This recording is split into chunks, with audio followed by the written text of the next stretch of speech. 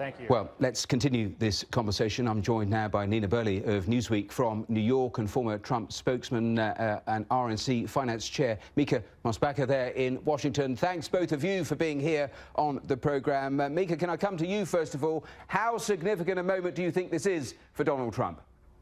As Trump would say, it's huge.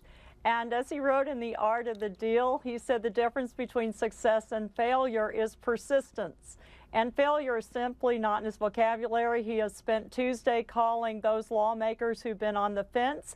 And I spoke with Representative Jordan this morning, who is a Freedom Caucus founder, the 30-plus congressmen that have been opposed to the previous bill. And they're extremely optimistic that this will pass, and so am I. And I have to say that I am part of that senior aging population in the United States that has been faced with a dramatic increase in premiums. In 2017, my premiums have gone up to over $2,000 a month. Well, I can purchase a small car by the end of 2017. Well, let me come back to that point a little later, Mica. Nina, let me bring you in from New York. I mean, Donald Trump was humiliated last time. Were you surprised he'd been able to piece this together so quickly?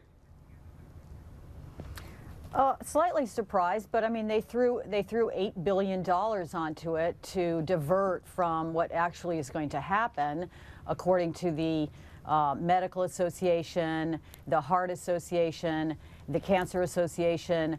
All of these medical organizations are opposed to this, and they get their $8 billion to set up these so-called high-risk pools in these states, which have proven to not have worked before. So yes, some people's premiums have gone up under Obamacare, and certainly people that I know have been affected that way. But in the end, I think that the consensus was that if you tinkered with it and worked with it, you could make that work and still keep those 5 million people who are going to be thrown off under this bill because of their pre-existing conditions on insurance. And paying slightly more to help your fellow man get medical care is something that I think a lot of Americans actually do want to do. Well, let me briefly ask you, because you may have heard the congressman just talking to me a few minutes ago saying he thought no Americans would lose cover. Nina, do you believe that?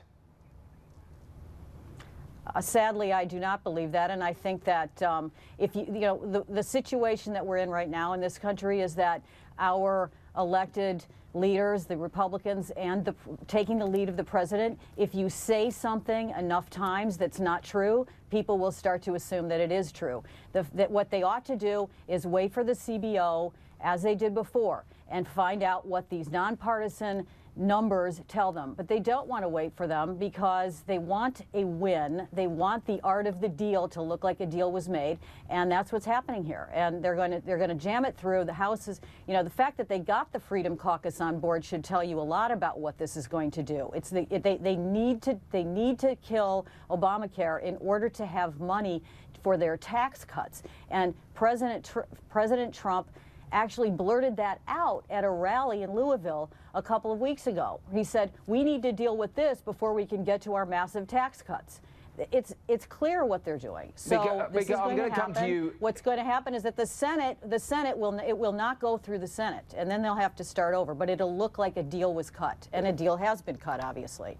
Mica, I'll come to you in a moment, but I want to just play to our viewers because this whole row about pre-existing conditions has been so important in this debate. But I want to play to our viewers a clip from the late-night chat show host Jimmy Kimmel, who spoke incredibly emotionally about an operation on his son with a heart condition. Let me just show you and play you that clip. No parent should ever have to decide if they can afford to save their child's life. It just shouldn't happen. Not here. So, anyway, thank you for listening. I promise I'm not going to cry for the rest of the show. Please say a prayer for or send positive thoughts to the families with children who are still in the hospital now, because they need it. And thanks. We have a special show tonight. We'll be right back.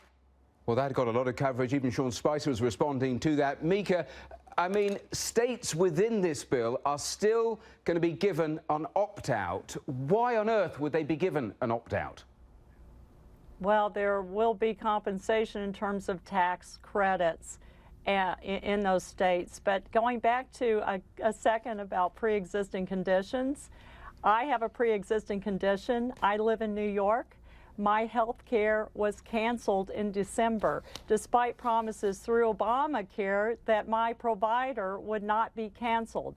That's one promise broken. Secondly, I was told that I could keep my doctor. That promise was broken. Under Obamacare, I now have no insurance. The bill is, Obamacare is collapsing.